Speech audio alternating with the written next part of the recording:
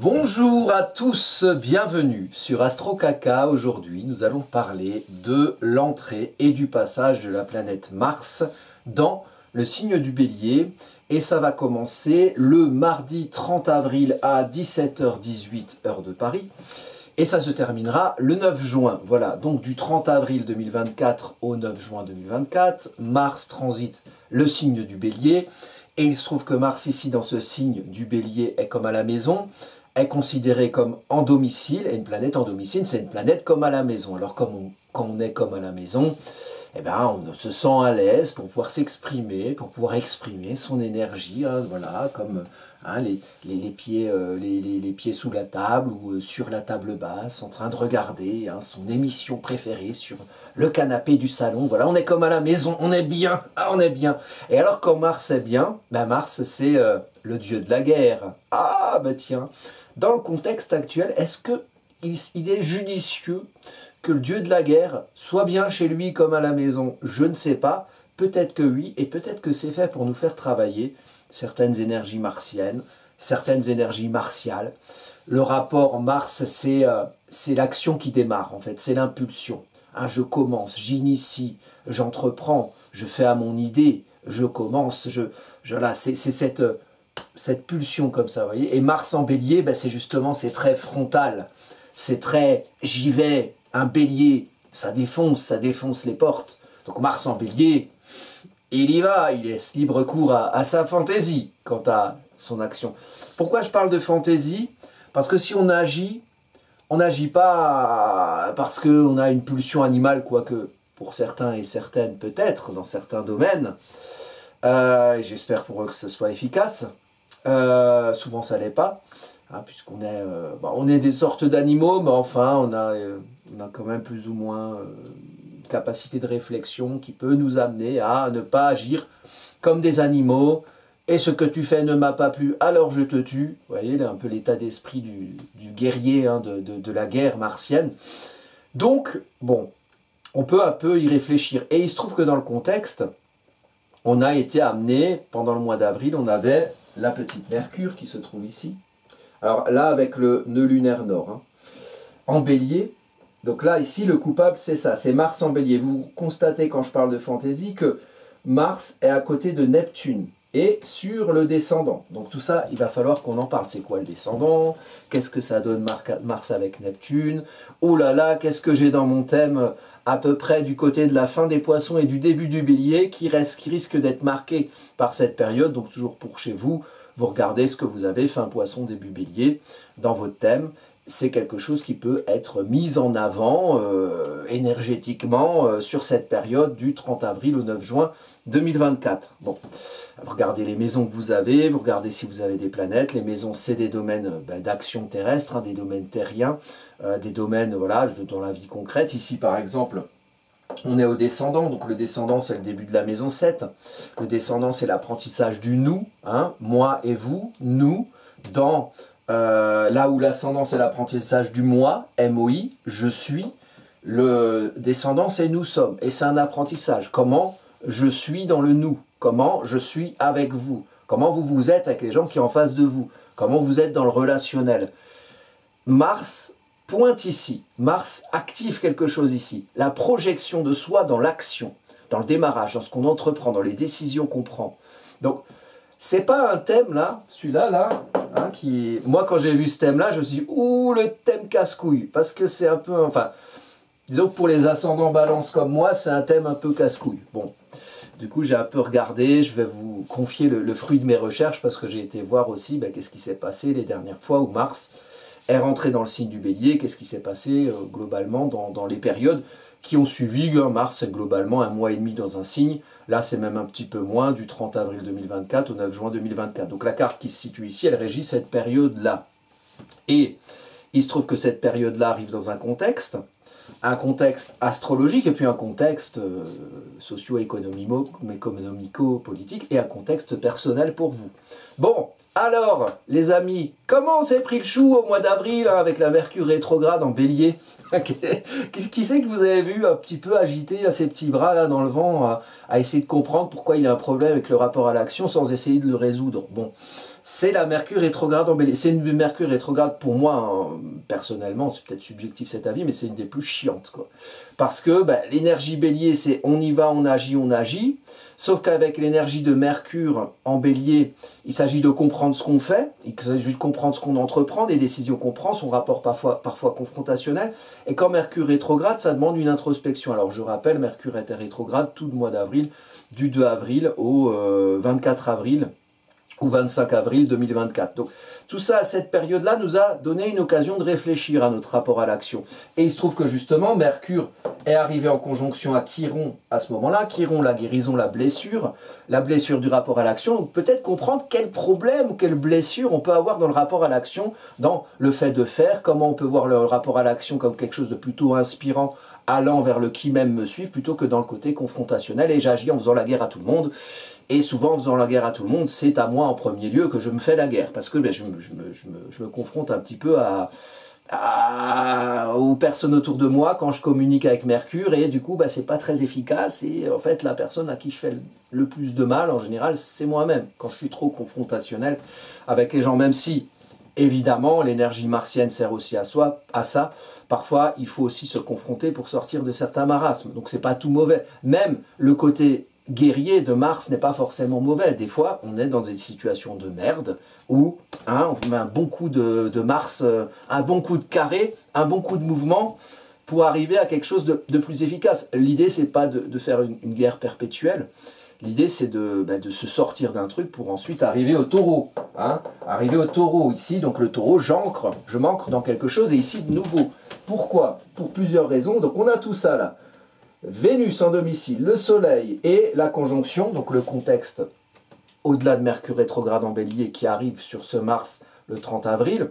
Donc qu'est-ce qu'on a vécu juste avant Mercure rétrograde en Bélier et la conjonction de Uranus et de Jupiter en Taureau.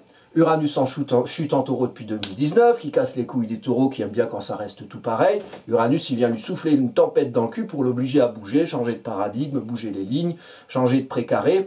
Et Jupiter, depuis le 16 mai 2023, est rentré dans le signe du Taureau et a amplifié cette énergie d'évolution, d'indépendance, de libération, de la conscience de soi uranienne pour peut-être bousculer certaines habitudes Taureau. Sur le contexte de cette carte-là, on a tous les amis ici, donc Vénus, je valorise. Le Soleil, je mets en lumière, Uranus, j'évolue, et Jupiter, je prends de la place, je prends mon expansion, je prends le pouvoir d'évoluer, de mettre en valeur mon individualité au-delà de certaines terres taureaux, de certaines habitudes taureaux, de certains ancrages taureaux. Donc je trouve une valorisation de qui je suis dans un mouvement.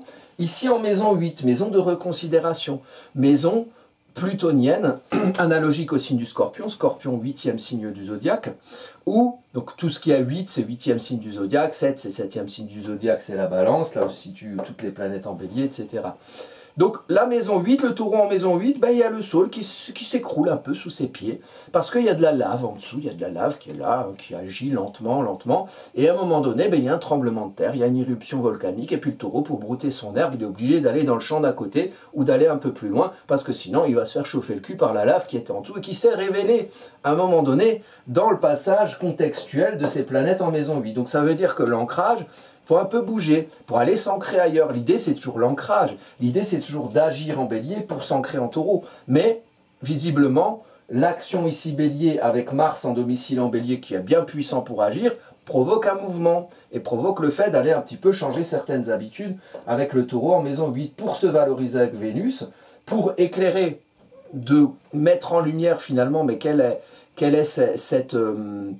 cette évolution fondamentale, quelle est cette transformation fondamentale que génère peut-être, qu'active ici ce mouvement martien, qu'active aussi cette conjonction du 21 avril 2024, c'est pas tous les jours qu'on a Uranus et Jupiter en taureau, la dernière fois c'était en 1941, période très joyeuse de l'histoire, Seconde Guerre mondiale, et puis on a eu, en gros tous les 14 ans, on a une conjonction de Jupiter-Uranus, donc ça n'arrive pas tous les jours, la dernière fois c'était en Poisson, je crois que c'était en 2011 de mémoire, mais je suis plus sûr dans ces eaux-là.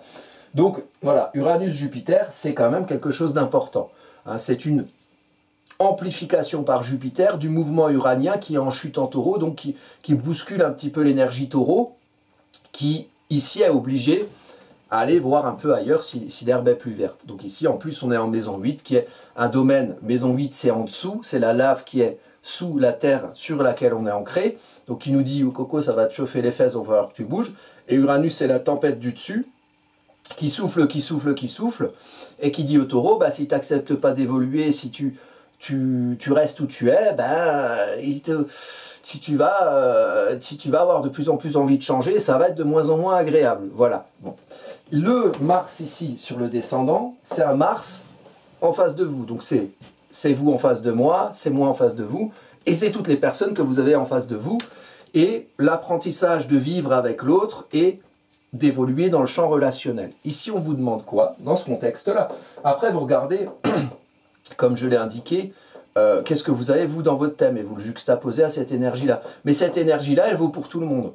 Donc, qu'est-ce que vous faites? Qu'est-ce que vous décidez? Comment vous tranchez? Qu'est-ce que vous entreprenez dans la vie relationnelle, dans le champ relationnel, dans ce que vous faites avec l'autre? Et c'est dynamique, vous voyez?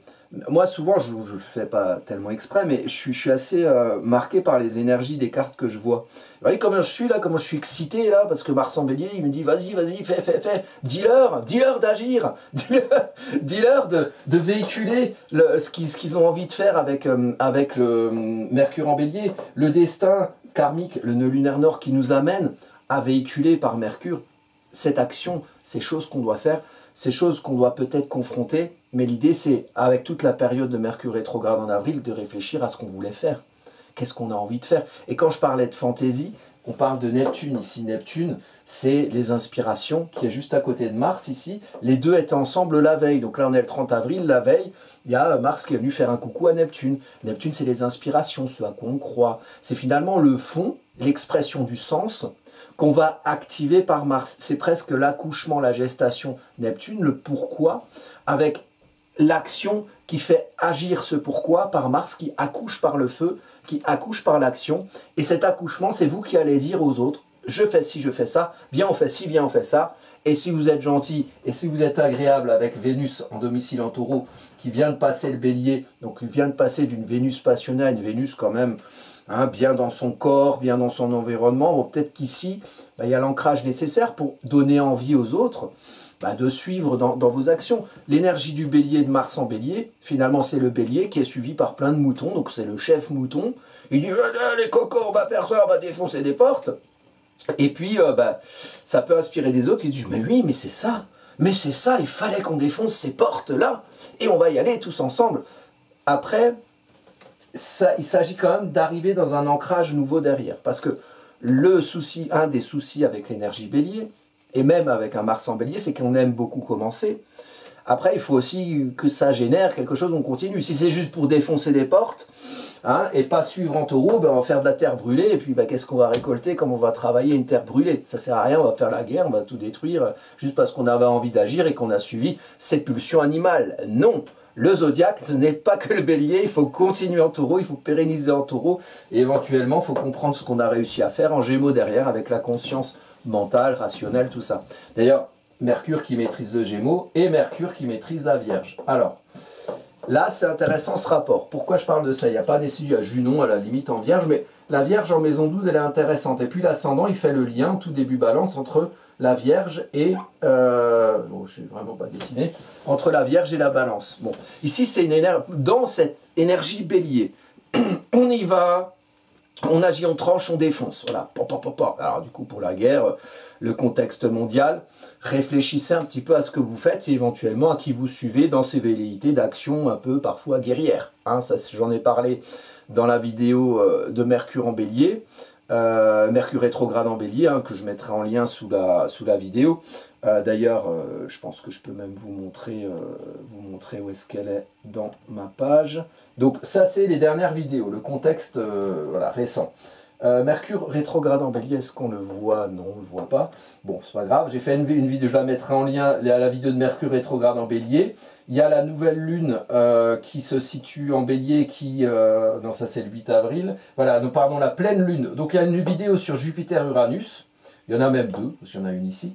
Et puis il y a la pleine lune en Scorpion, du 24 avril, qui va régir cette période, donc le début de la période de l'entrée de Mars dans le signe du bélier. C'est une pleine lune en Scorpion, donc il y a quelque chose à chercher, il y a quelque chose à fouiller. Maintenant, si on revient sur la carte, je mettrai ces vidéos-là, mais elles peuvent, si vraiment vous voulez creuser sur la période, elles peuvent vous aider.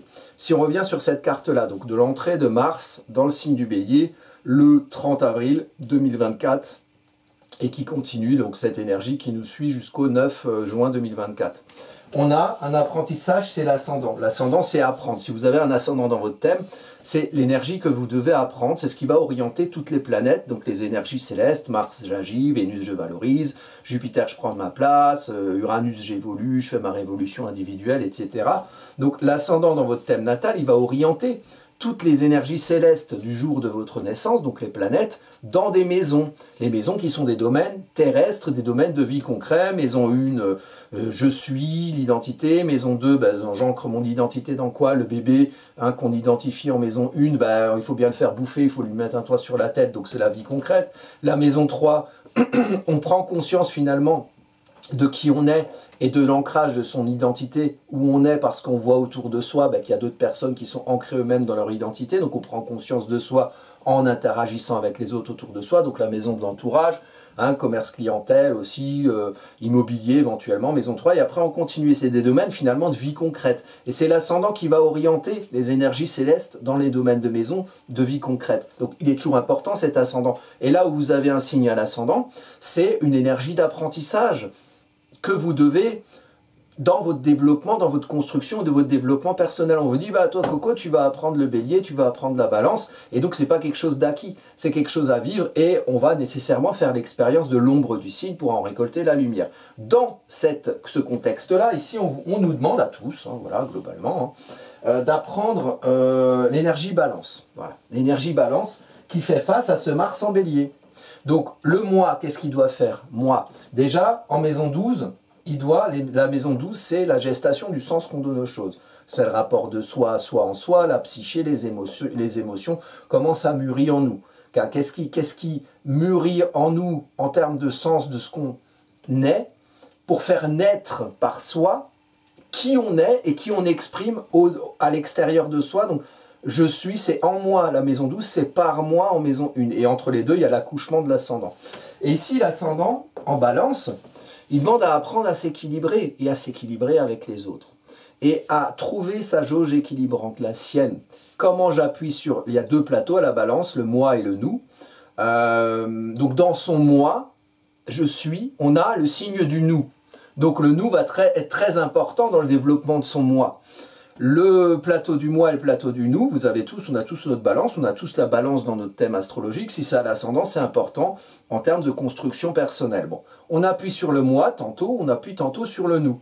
Et c'est nous qui devons régner là-dessus. C'est nous qui devons décider de quand, à un moment donné, voilà, j'ai une décision à prendre, c'est moi qui décide plus, donc je vais plus appuyer sur le moi. Et puis des fois, parfois, il faut plus prendre en compte le contexte des gens qui y a autour de soi, dans ce qu'on va être et dans ce qu'on va représenter. Donc c'est vous qui devez apprendre à décider là. C'est apprendre à utiliser, c'est connement apprendre à utiliser une balance, voilà. Une balance où finalement, il y a vous, il y a les autres, il faut que ce soit équilibré dans le relationnel.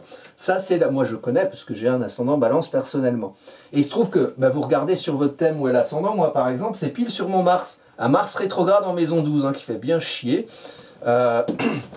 Donc du coup, moi je sais que la période de Mars en bélier, elle va un peu me casser les couilles et j'aurai des trucs à travailler dans mon rapport à l'action et dans le fait finalement que je sois équilibré, que je trouve ma jauge équilibrante pour faire des choses en face de moi, dans le relationnel. Même, vous voyez, vous êtes en face de moi, donc est-ce que je vais décider par rapport à cette chaîne, par exemple, aussi, possiblement. Peut-être que j'aurai envie de décider de trucs, on verra, là pour l'instant, moi je vis un peu au jour le jour, donc j'en sais rien, mais peut-être que dans 2 jours je saurai.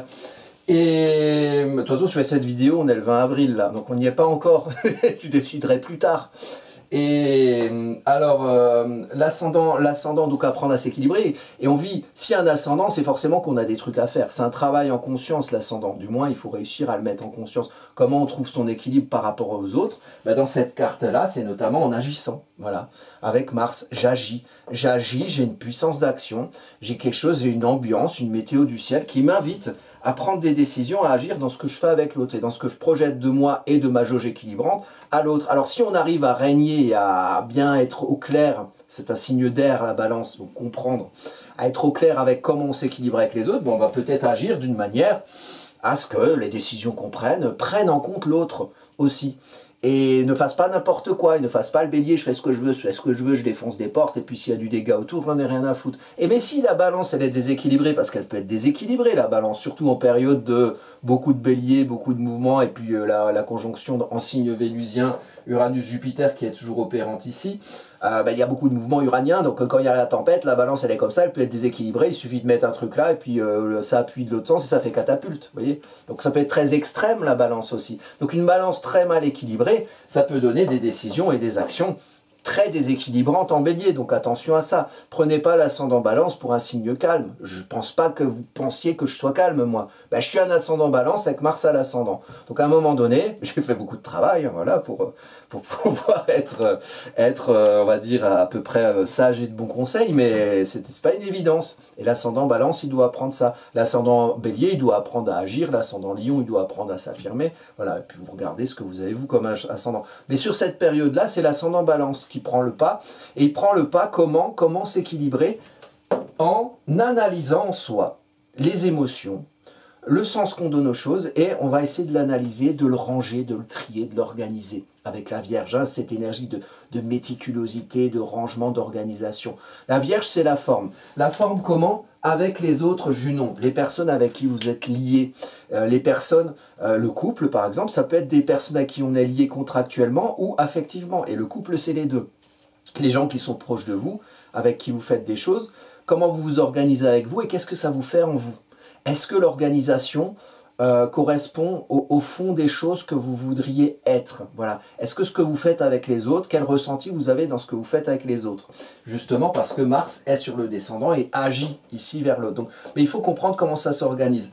Et la Vierge est maîtrisée par Mercure, pardon, qui je crois jusqu'au 16 mai, sera encore dans le signe du bélier. Hein, ça peut être plus Mars qui dit Mercure en bélier, donc voilà, on réfléchit, on véhicule le côté j'agis, j'entreprends, j'initie, je démarre, quoi.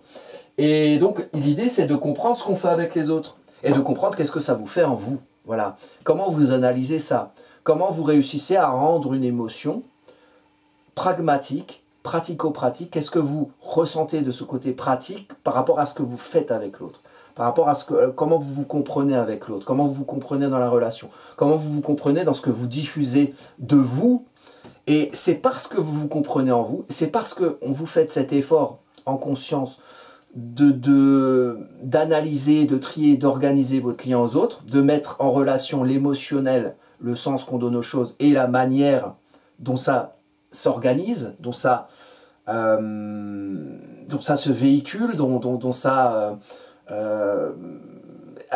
l'idée c'est de mettre de la rationalité dans le sentiment, la rationalité dans l'émotionnel, hein, de ranger, de faire le tri, d'analyser pour pouvoir être au clair avec vous, ce que vous représentez et comment gérer cette jauge équilibrante pour agir en toute sérénité, hein, autant que faire se peut, et agir de manière, on va dire, efficace pour vous-même et aussi pour les autres. Et pour faire des trucs avec les autres, voilà, on va faire ça, venez les cocos, suivez-moi, je prends telle ou telle décision, plutôt que d'aller faire la guerre à tout le monde, parce que on est un peu, on ne sait pas trop comment se décider avec la balance, on est dans la décision, on va suivre n'importe quel connard qui nous dit un truc à faire ici, hein, suivez mon regard, où est-ce que je regarde, je ne sais pas, contexte international, peut-être, on ne sait pas, je ne suis pas complotiste, je suis un petit peu quand même, mais donc, ici, Mars aussi c'est Neptune.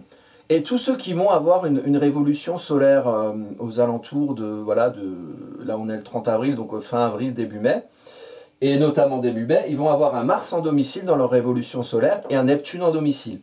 Ça c'est puissant, c'est-à-dire qu'il y a une puissance neptunienne d'inspiration, hein, le sens, j'ai envie, j'aspire à faire des choses, et une action qui est puissante aussi.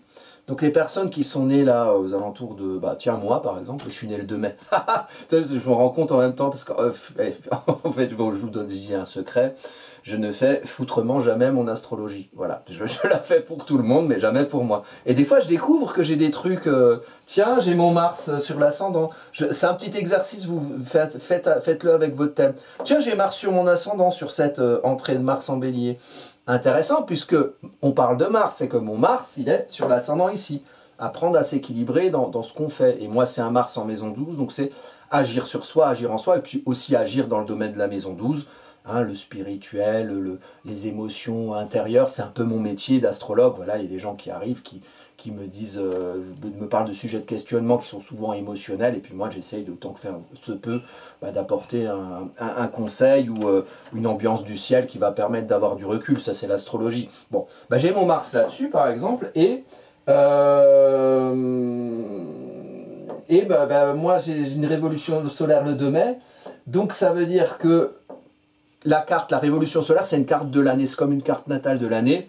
Au moment de l'anniversaire, au moment où le soleil est pile sur son soleil natal. Vous voyez, moi j'ai le soleil à 11 degrés 54 du taureau. Donc ça veut dire que le lendemain, donc le 1er mai, je vais avoir une carte de ma révolution solaire. Et donc ça veut dire que j'aurai Mars en domicile et Neptune en domicile aussi, comme tous les gens qui sont nés début mai. Et ça veut dire qu'il y aura une puissance d'inspiration, le sens qu'on donne aux choses, à aider d'une puissance d'action, je fais, j'agis. Donc, voilà, les gens qui ont des révolutions solaires à la début mai, ça peut être intéressant. Bon, si vous me commandez une étude, hein, vous la commandez, je ne sais pas, demain, par exemple, ça n'arrivera pas avant, là, pour l'instant, les gens qui commandent maintenant, on est le 20 avril, le thème arrive en début juin, déjà. Parce que voilà, je ne peux pas faire mieux, je suis tout seul, donc il faut faire les études sérieusement, donc il faut le temps de les faire. Maintenant, si vous commandez un thème de révolution solaire, si c'est passé un mois, par exemple, déjà, vous avez déjà un recul d'un mois sur les énergies qui vont être indiquées. Je parle pour moi ou pour d'autres astrologues. On s'en fout qui le fait. Mais, ou même vous qui l'étudiez, hein, j'ai des vidéos, je vous les mettrai peut-être en lien, comment voilà, faire sa révolution solaire soi-même. Si vous voulez essayer de le faire chez vous, ça peut être intéressant aussi.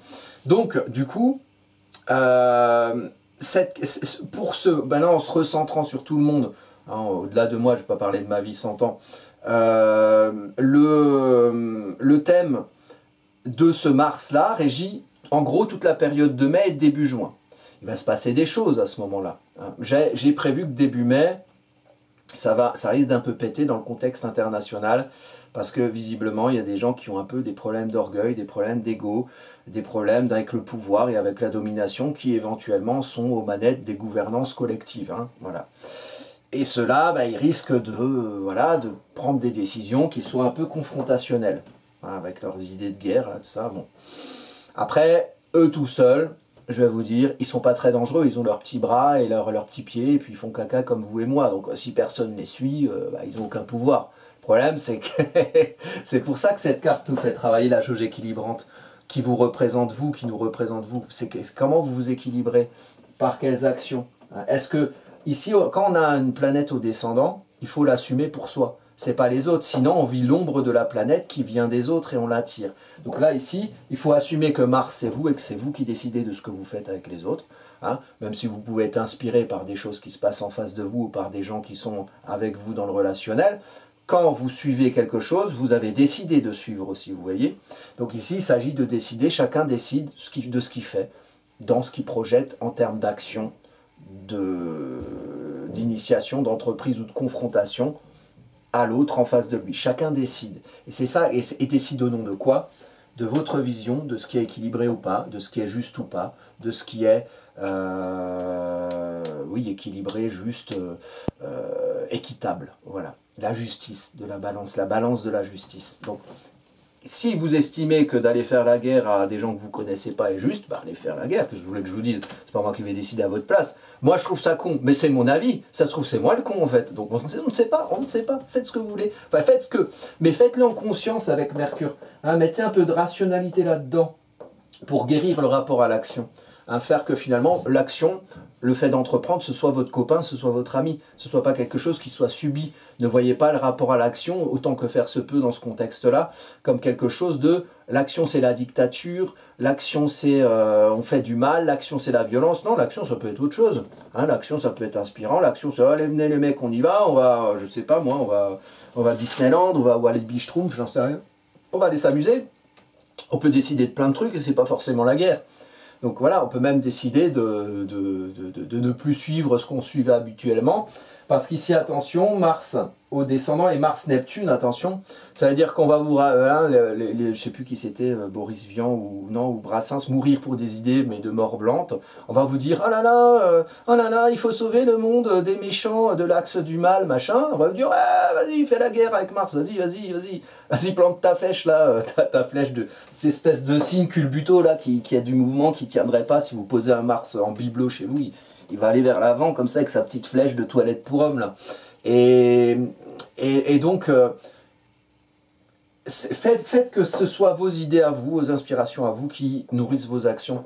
Mais attention à l'ombre d'un Mars qui vous dirait, voilà, fais ce que je te dis, qui serait le dictateur qui vous impose son idée et ses décisions, au nom d'idéaux, là, oui, mais c'est parce qu'il faut être gentil, alors il faut aller faire la guerre à ci et à mi, parce que sinon t'es méchant, est-ce que tu condamnes, et machin, voilà, mais tu te rends compte, voilà. L'idée, c'est de faire que les inspirations qui vous font agir soient les autres, sinon vous allez subir, si vous assumez pas ça, l'ombre d'un Neptune-Mars qui vient des autres et qui vous impose ses idées et sa vision de l'équilibre et de la justice. Et du coup, vous, en tant que vous serez dans ce côté balance un peu dans l'indécision, où vous allez, oh là là, mais qui suis-je pour décider de ce que je fais?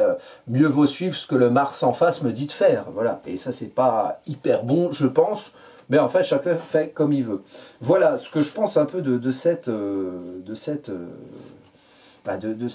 contexte astrologique. Il y a d'autres petites choses, ici, notamment là avec Mercure-Lune, qui à l'entrée de Mars sont ensemble. Alors la Lune est en toute fin Capricorne et le Pluton est en tout début Verseau. Ce qui est intéressant ici, c'est qu'on est entre la maison 4 et la maison 5. La maison 4, c'est d'où je viens, c'est le passé, c'est l'histoire, c'est la mémoire, c'est la famille, c'est le cocon. Donc comment je me construis dans mon chez-moi. On peut avoir un cocon d'origine, voilà, avec des parents, avec des influences, avec un passé, avec le Capricorne, des institutions anciennement établies. Qui, voilà, la vie c'est comme ça, on fait comme ça, la règle c'est ça, l'autorité c'est ça, très bien. Donc avec la Lune, on a besoin quelque part d'institutions, de règles et d'autorité par rapport à son passé, sa famille ou collectivement les enfants de la République, les institutions anciennement établies. Ça c'est la Lune, le confort, et on est sensible, voilà, au fait que les choses soient un petit peu structurées, réglées, instituées. Bon, ensuite, pour passer en maison 5, c'est l'affirmation de soi et de qui je suis. Bam, Pluton qui déstructure tout, qui détruit, c'est du plutonium. Donc Pluton, il vient reconsidérer de manière fondamentale ce que vous comprenez de vous et ce que vous faites comprendre de vous pour réussir à vous affirmer, maison 5, affirmer dans vos créations personnelles, dans votre individualité, dans votre conscience individuelle. D'ailleurs, le Verseau, Pluton Verseau, maîtrisé par Uranus avec Jupiter en Taureau en maison 8, maison plutonienne. Donc, pour réussir à être vous-même, il s'agit de sortir à un moment donné du cocon et des habitudes un petit peu anciennes ou anciennement établies pour reconsidérer qui vous êtes par rapport aux autres, qu'est-ce que vous avez d'individuel et d'original par rapport aux autres, et comment vous affirmez ça.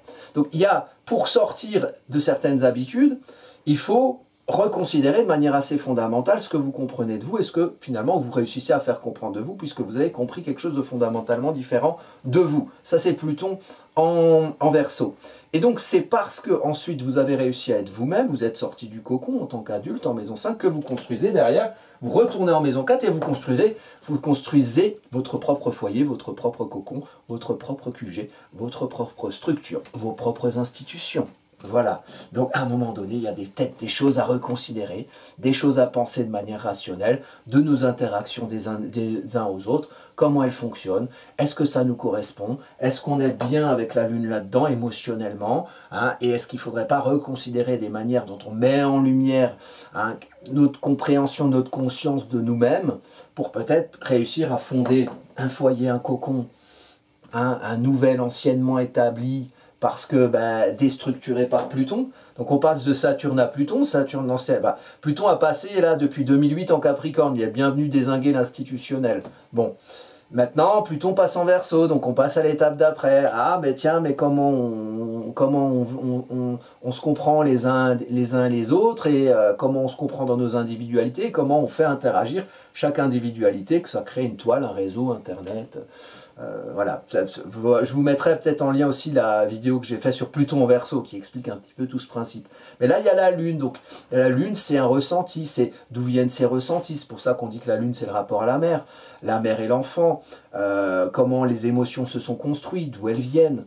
Et ici, bah, Pluton vient déstructurer quelque chose. Pour se libérer et libérer qui on est soi, il s'agit de déstructurer peut-être certaines émotions, certains ressentis, pour retrouver ces ressentis à travers un passage plutonien qui remet en question certaines habitudes anciennes, peut-être pour se construire dans un ressenti dans lequel on sera un petit peu mieux. Donc, si vous sentez que certaines habitudes anciennement établies, et ça parle aussi d'Uranus en Taureau et de Pluton en Verseau, si vous sentez que certaines habitudes anciennement établies, bah, vous avez un ressenti par rapport à ça, c'est pas génial, peut-être qu'il faut réussir à vous penser différemment pour ensuite agir différemment aussi peut-être, prendre possession de votre jauge équilibrante de balance, remettre en question certaines idées anciennement établies pour voir quelles sont d'éventuelles nouvelles idées qui pourraient vous correspondre et qui pourraient faire écho à votre conscience individuelle, renouveler, reconsidérer, pour ensuite faire valoir la bonne parole et retrouver un chez vous où la lune est bien, dans des structures Capricorne, voilà, sérieuses, responsables, rigoureuses, mais où on peut quand même se lever et se sentir protégé, voire protecteur éventuellement de ses proches et que tout le monde vive en harmonie. Bon, enfin, tout ça, hein, mais on dirait c'est Jésus qui parle, bref. Je vais arrêter là. Donc, c'est une belle carte, bien chiante, honnêtement. Mais des fois, quand c'est bien chiant, c'est comme les carrés. Hein, ça permet de progresser. Donc, il y a du mouvement, je pense, début mai. Dans cette période-là, et j'en ferai une vidéo, il y a une date de Nostradamus, hein, le 4 juin prochain, qui me paraît importante. Donc, peut-être que le 4 juin prochain commencera un début de résolution, tout ce qui a été un petit peu vif, dynamique et un petit peu confrontant en ce début mai. Et on restera dans cette carte de Mars qui régit la période du 30 avril au 9 juin 2024. Je vous remercie pour votre attention. Si vous voulez aller plus loin sur cette vidéo, je mettrai en lien en bas les vidéos qui correspondent Pluton en Verseau, la conjonction Uranus-Jupiter, la Mercure rétrograde, la nouvelle lune, la pleine lune en Scorpion. Tout ça, c'est des cartes qui sont en lien avec celle-ci. Et puis, moi, je vous remercie. Et si vous avez des questions, il y a les commentaires comme d'habitude. Et puis, si vous voulez aller plus loin ou commander votre thème ou quoi que ce soit, vous avez l'adresse vilnusmarcel@gmail.com aussi en lien dans le descriptif de la vidéo. Ou vous allez sur le site astrocaca.fr. Et puis, voilà, on en parle, on en cause. Je vous remercie. Je vous dis à bientôt pour de prochaines vidéos.